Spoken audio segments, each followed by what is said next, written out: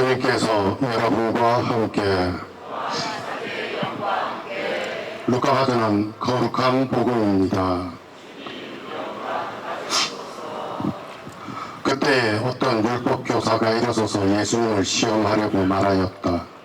스승님, 제가 무엇을 해야 영원한 생명을 받을 수 있습니까? 예수님께서 그에게 말씀하셨다. 율법에 무엇이라고 쓰여 있느냐?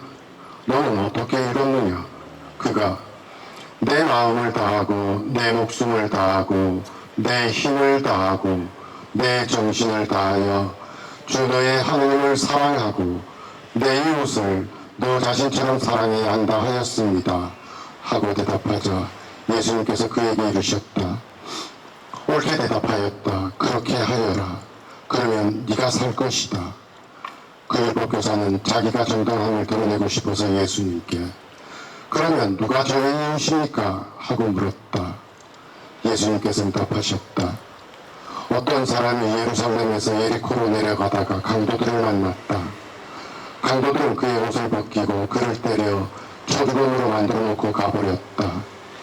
마치 어떤 사제가 그 길로 내려가다가 그를 보고서는 길 반대쪽으로 지나가 버렸다. 레위인도 마찬가지로 그곳에 이르러 그를 보고서는 길 반대쪽으로 지나가 버렸다. 그런데 여행을 하던 어떤 사마리아인은 그가 있는 곳에 이르러 그를 보고서는 가엾은 마음이 들었다. 그래서 그에게 다가가 상처에 기름과 포도주를 붓고 싸맨 다음 자기 노새에 태워 여관으로 데려가서 돌보아 주었다. 이튿날 그는 2데나리온을 꺼내 여관 주인에게 주면서 저 사람을 돌보아 주십시오. 비용이 더 들면 제가 돌아올 때에 갚아드리겠습니다. 하고 말하였다. 너는 이 세 사람 가운데에서 누가 강도를 만난 사람에게 이웃이 되어 주었다고 생각하느냐?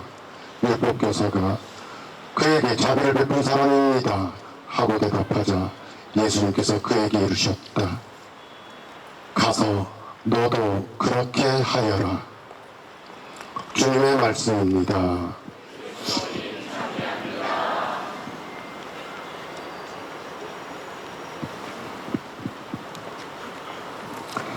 1년 5개월 전 그날 여기 계시는 선배 신부님 중 한 분께서 눈물을 흘리시며 실망하셨을 때 저는 삶을 달관한들 이렇게 말씀드렸습니다. 이 또한 젊은 시절 우리가 청춘과 목숨을 걸고 지켜내려 한 민주주의의 결과입니다. 결과가 어찌되었든 민주주의의 꽃이라는 선거의 결과이고 우리는 이 참담한 현실을 받아들일 수밖에 없습니다. 물론 오늘 이후 이 나라가 어떻게 흘러갈지 쉽게 예측할 수 있습니다. 안타까운 점은 이 결과를 선택한 사람들뿐 아니라 선택하지 않은 사람들 모두가 어두운 미래를 맞이해야 한다는 것뿐이었습니다. 반은 맞고 반은 제가 틀렸었습니다. 지난 1년 반 동안 제가 가장 많이 들었던 문장은 전 정권의 탓이라는 것뿐이었고 민생을 위해서나 노인과 청년을 위한 새롭거나 특별한 제안이나 법안은 하나도 없었던 듯합니다. 전 정권, 저는 죽은 전두환이 다시 살아온 듯한 착각을 하였습니다. 전 정권이나 전 정부가 잘못을 하였으면 국민이 부여한 막강한 권한으로 새롭고 유익한 정책을 실시하면 됩니다. 하지만 전 그러한 것을 하나도 듣거나 듣지를 못하였습니다. 전 이 강론을 정말 하기가 싫었습니다. 왜 제가 저 무식한 이름을 거룩한 복음을 전해야 하는 저의 혀에 올려야 한다는 말입니까? 가는 곳마다 하는 일마다 벌리는 일마다 제대로 된 논리나 옳음이 없는, 그래서 부끄러움은 오로지 그들이 개돼지로 여기는 우리 국민의 몫이 되어버렸습니다. 군사독재는 차라리 쉬웠습니다. 백골단의 공공과 최루탄 지랄탄의 폭력은 몸으로 막아내면 그만이었습니다. 뜨거운 아스팔트와 차가운 콘크리트 위에서의 질주와 목숨을 건 단식은 견디기가 더 쉬웠던 것 같습니다. 민주주의, 너를 위해서 한 목숨 바칠 수 있었지만 이 무식한 이들의 반민주적인 작태를 숨을 참고 보아야만 하는 인내는 저에게 더 이상 없는 듯합니다. 압수수색과 사이비 언론을 통한 여론 호도, 주변에 미친 강대국들 사이에서 그나마 지키고 있던 대한 국민의 자존심이 사라져가는 나날들 속에서 더 이상 숨을 쉴 수가 없습니다. 그래서 사제들이, 수도자들이, 신앙인들이 오늘 이렇게 다시 광장으로 나올 수밖에 없었습니다.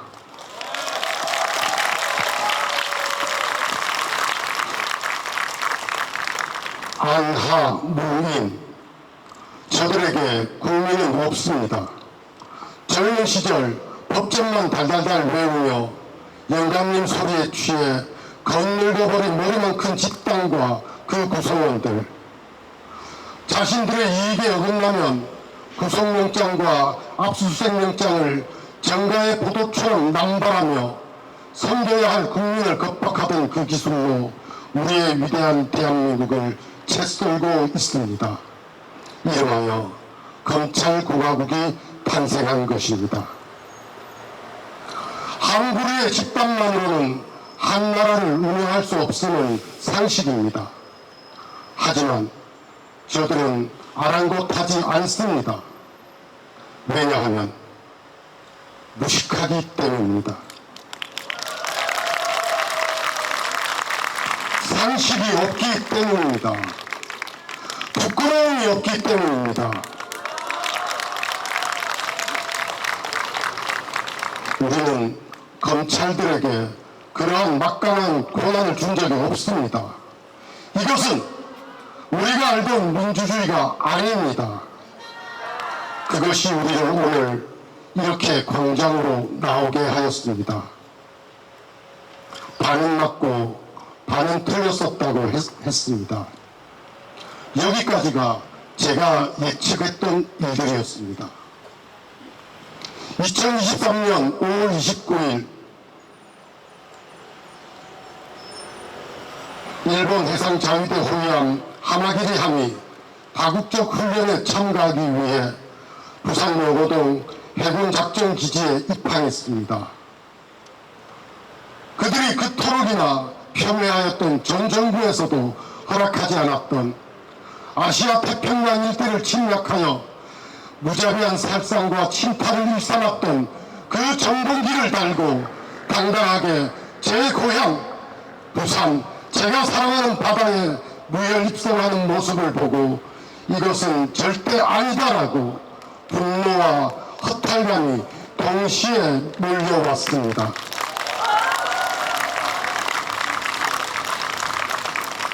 전혀 예측하지 못하였습니다. 120년 전 그 전범기를 앞세우고 이 땅을 유린하였던, 그래서 숱한 우리의 딸들이, 손녀들이 개처럼 강간당하고 버려졌으며 아버지와 할아버지들이 강제노역과 징용으로 이름도 모르던 나라의 정글에서 억울하게 죽어나갔던 35년의 치욕의 역사가 다시 시작되고 있습니다. 그리고 연쇄적으로 가장 위험한 피해자가 될 가능성이 높은 대한민국의 대통령과 정부, 여당의 국회의원들의 반민족적 작태가 시작되었습니다. 일본 후쿠시마 원전의 오염수 방류를 지지하는 발언과 행태가 이어졌습니다. 도대체 오직 자국의 피해만 있을 뿐인 오염수 방류를 일본보다 더 옹호하고 광고하는 이유가 무엇인지 저는 아직도 알 수가 없습니다.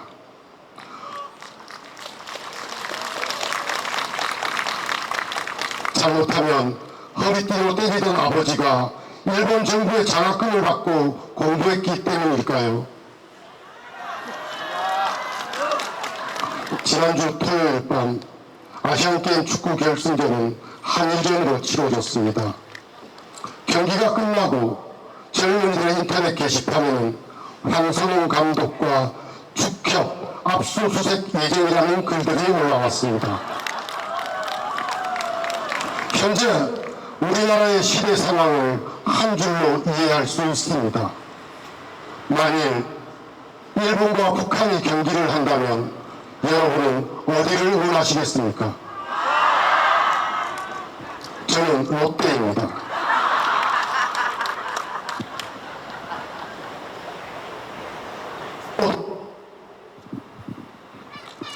죽어도 롯데입니다.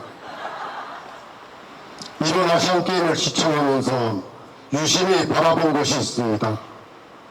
일본 선수들의 경기 중 응원석에서 전동기는커녕 일장기도 본 적이 없습니다. 물론 스포츠 경기에 정치는 배제되어야 하는 원칙입니다. 하지만 응원석에서 사라져버린 일본기를 보면서 처음으로 중국의 힘을 부러워했습니다.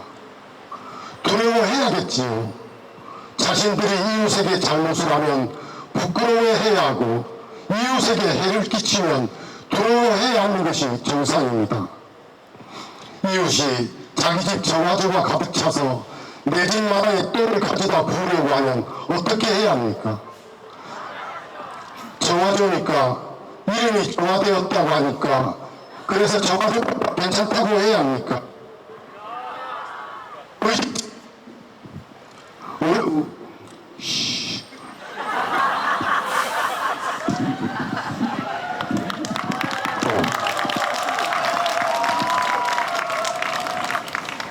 우리 집 정수기 물을 찍어 맛을 보고 괜찮다고 해야 합니까? 그것도 모자라 다른 마을에 가서 그 이웃의 정화조는 최신식이라서 괜찮다고 대신 광고하고 다니는 것이 정상의 상식을 가진 사람이 할 수 있는 행동입니까? 도대체 이해할 수 없는 일들이 벌어지고 있는 것이 현재 우리나라의 현실입니다.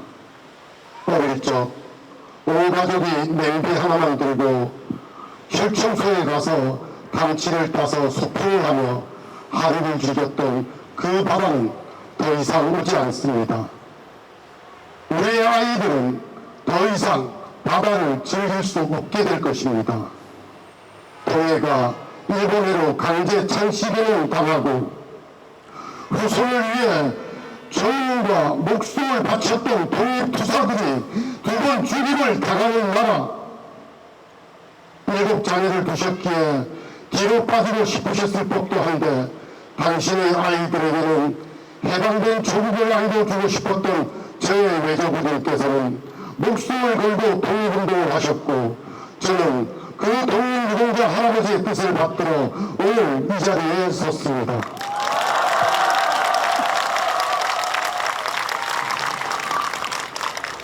저에게도 8명의 조카가 있고 4명의 조카 손주가 있습니다. 그리고 저에게 맡겨진 수많은 아이들과 젊은이들이 있습니다. 내가 사랑하는 나라, 힘들고 어려워도 안겨 잠들고 싶은 나의 조국,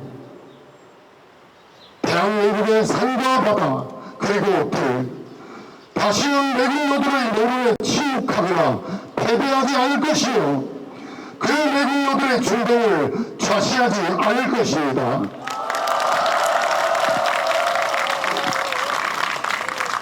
총 900년의 외세 침략 중 781번의 침략을 저질렀던 일본, 120년 전 자신들의 안위를 위해 국세를 강제로 탈취하여 외놈들에게 가져다 바친 7일 매국노들의 후손들에게 경고하노니 이 나라는 너희들이 지켜온 것이 아니라 너희들이 괴되지만큼도 존중하지 않았던 민초들에 의해서 지켜지고 유지되는 나라임을 잊지 말아야 할 것이다.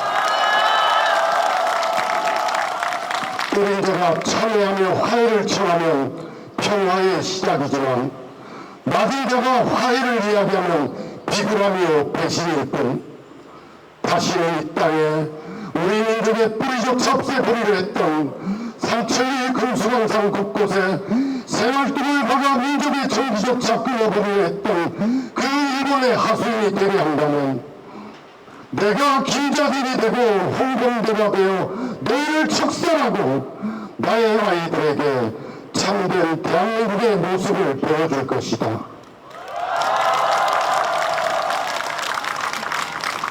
이 나라를 지키라고 뽑힌 너희들이 이 나라를 지키지 않으면 여기는 우리가 종교인이 아니라 대한 국민으로서 내 사랑하는 조국 대한민국을 위해 두려움 없이 우리의 선배들이 힘차게 걸어나갔던 그 방향으로 우리의 힘찬 걸음을 시작할 것이다. 그리하여 우리는 국민이 주인되는 참된 민주주의를 오늘 이 땅에서 실현할 것이며 시대의 기회주의자 이승만이 해체시켰던 반민특위를 부활시켜 너희를 심판할 것이다. 100년 전 한민족 시인이 목 놓아 그렸던 해방조국의 노래를 부르며 마치겠습니다. 까마득한 날에 하늘이 처음 열리고 어디 다구는 소리 들렸으랴. 모든 산맥들이 바다를 연모해 휘달릴 때에도 차마 이곳을 범하던 못하였으리라. 끊임없는 광해를 부지런한 개들이 피어성지고 큰 강물이 비로소 길을 열었다. 지금 눈 내리고 내와 향기 홀로 아득하니 내 여기 강한 노래의 씨를 뿌려라.